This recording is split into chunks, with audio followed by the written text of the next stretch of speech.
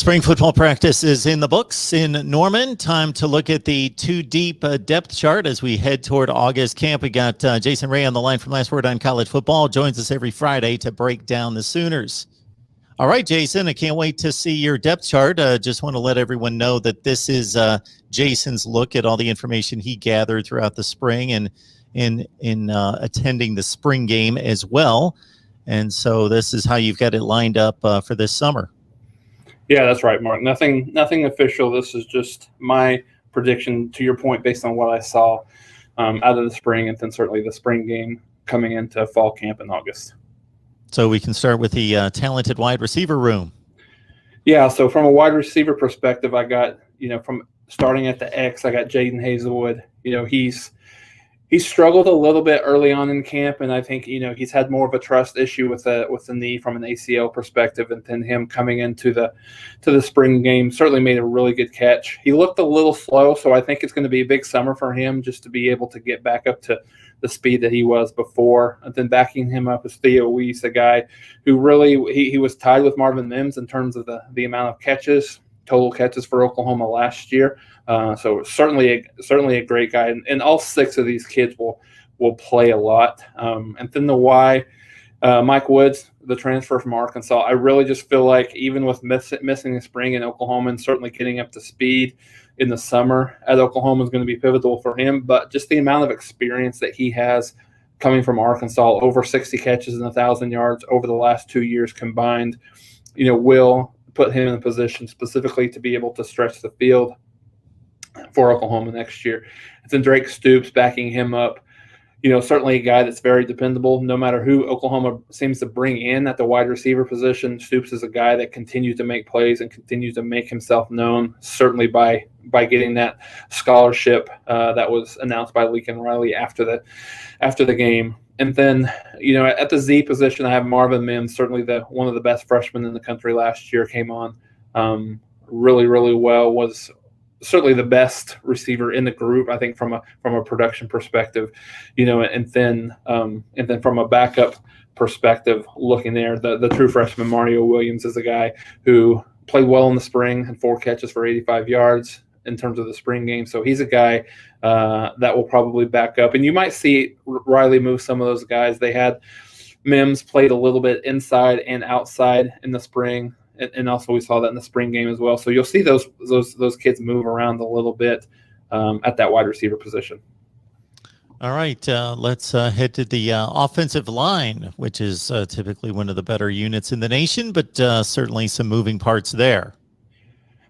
Yeah, and this is of all the position groups, Mark, I think this is probably a group that you may see a lot of moving parts. To your point, Beanbo likes to move those guys around a lot just to be in a position to get the right guys there. I think through the spring they really liked their pieces, really just weren't able to put it together. So starting from really from left to right, Wanya Morris is a guy that if he doesn't grab that starting spot, then I think Oklahoma's got some problems on the offensive line, specifically at the tackle position.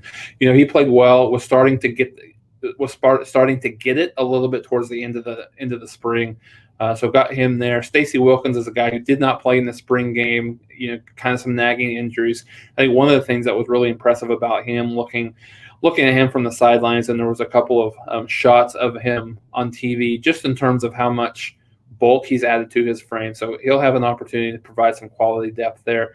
At the left guard, looking at both guard positions, those are probably two of the most solidified positions that they have on the offensive line. On the left side with Marquise Hayes, and then the right side, Tyrese Robinson. Marquise Hayes was a guy that Beanbo has really talked about as probably a guy that's more of a lock in terms of a starting spot than really anyone else on the team. And then Tyrese Robinson has had a really good spring as well. Did not play in the spring game, but everything that I've been told is he's been a guy that's really improved so far. Improved his body, improved his footwork and technique a little bit. And then, at the center position, really interesting. We talked a lot about Chris Murray in a lot of our discussions, Mark, you and I. We talked about he, potentially was the heir apparent. Late in spring, we kind of got some feedback that, Murray from a mental perspective, he wasn't as far along as maybe we would have hoped, and the coaches thought that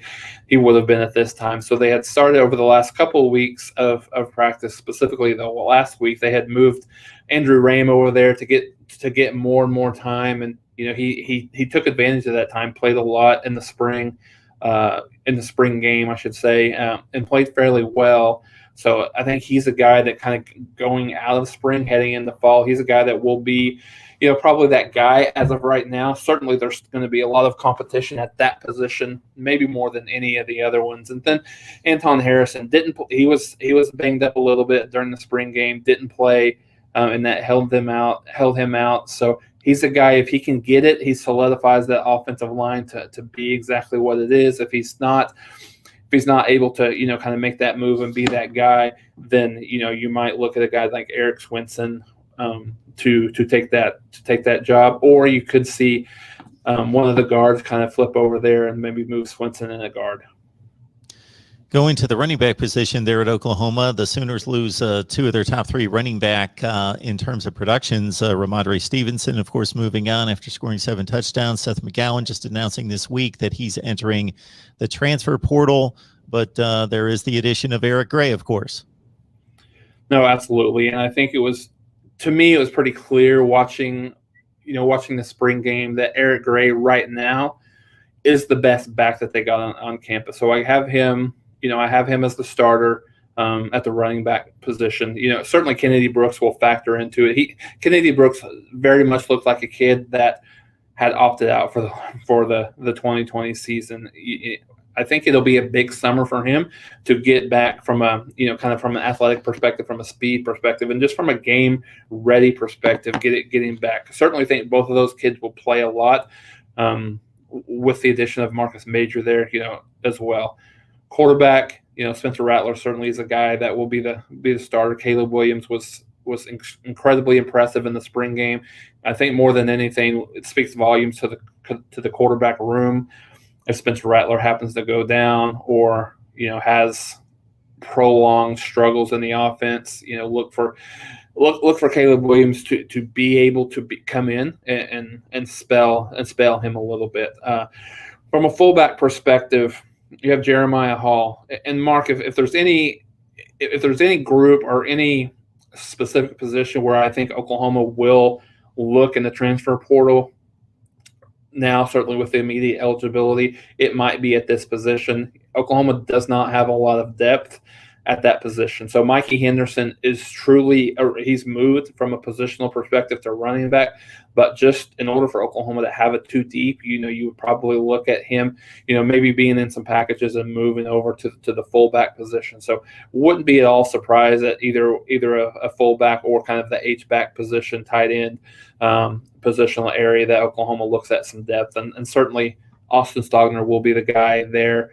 Played a little bit in the spring, still recovering from his leg issue that actually turned into an issue internally within his body in terms of an infection. So he's still coming back, and Braden Willis is providing the depth there. Certainly will play a lot as well in that backup tight end position. And Hall's a guy that caught 18 passes last year with 5 touchdowns. And as we've discussed a number of times, Oklahoma fans, many of them looking to see more of Mikey Henderson coming up in 2021.